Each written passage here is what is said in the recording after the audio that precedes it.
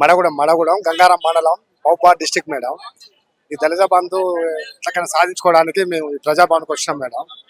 అన్న మీ మండలాల్లోనే కదా ప్రజాపాలన అని చెప్పి ఇలాంటివి పెట్టడాలని, మరి ఇక్కడ దాకా రావడానికి గల కారణాలు ఏంటి? అయితే ఫస్ట్ అన్నారు కదా, మన మహబూబాద్ జిల్లా ఉంది కదా మేడం, ఆ జిల్లాలో మనం పెట్టినాం మేడం. మన పోయిన సోమవారం నాడు పెట్టినాం. ఇది అప్లికేషన్ పెట్టుకోండి, మన బట్టి విక్రమార్క మన ఉన్నాడు ఉప ముఖ్యమంత్రి, వాళ్ళకి ఎట్లకైనా ఏదో ఒకటి సాయం చేయాలని చెప్పేసి ఉద్దేశంతో ఫస్ట్ మహబూబాద్ లో పెట్టుకున్నాం.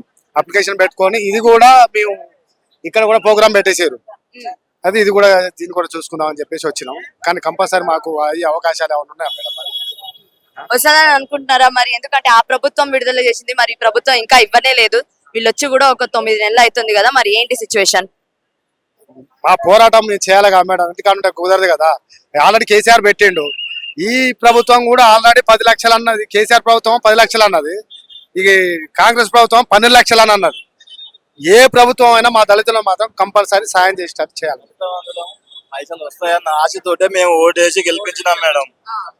అలాంటి ఉద్దేశించి దాన్ని పరిగణలో తీసుకొని మాకు ఎలాగైనా దళిత బంధు గానీ అభయస్థం గానీ మా యొక్క దళితులకు మంజూరు చేసి మా అకౌంట్లలో డబ్బులు వేస్తారని ఆశపడి మేము ఇక్కడ దాకా వచ్చాము. మా ఆవేదనను అర్థం చేసుకుని మాకు న్యాయం చేకూర్చాలని కోరుకుంటున్నాము. మీరు ఎప్పటి నుంచి మరి ఎక్కడెక్కడ తిరిగారు ఏంటి మరి? మేము తిరిగింది మైబాద్ collector office, Kothaguda MPD office, Gangaram MPD ఆఫీసులో పొంట నర్సంపేట తాలూకా అక్కడ తిరిగినాం. ఇటు ములుగు పోయినాం, అటు మహబూబాద్ పోయినాం. ఈ రోజు ఇక్కడ కూడా రావాల్సి వచ్చింది మేడం. మరి ఇక్కడ లోపల ఎంపీ లేరు, ఎమ్మెల్యే లేరు మీరు అనుకున్నట్టయితే, మరి ఏంది మరి పరిస్థితి ఏంది మరి తెలుస్తుందని అనుకుంటున్నారా?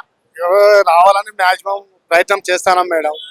మరి ఈ ప్రభుత్వం పట్టించుకోవాలని కోరుకుంటాను. ఈ ప్రభుత్వం ఎట్లకైనా పట్టించుకోవాలా. మమ్మల్ని 1500 మంది వచ్చినాం. వీళ్ళంతా కష్టార్జితంతోటైనా మమ్మల్ని కొంచెం చూసి మీ విలేకరులైనా మీరు దీన్ని స్టేట్మెంట్ ఇచ్చి దీన్ని పెద్ద ఇష్యూ చేసి మన ప్రభుత్వానికి తెలియజేయాలని మేము కోరుకుంటాను మేడం.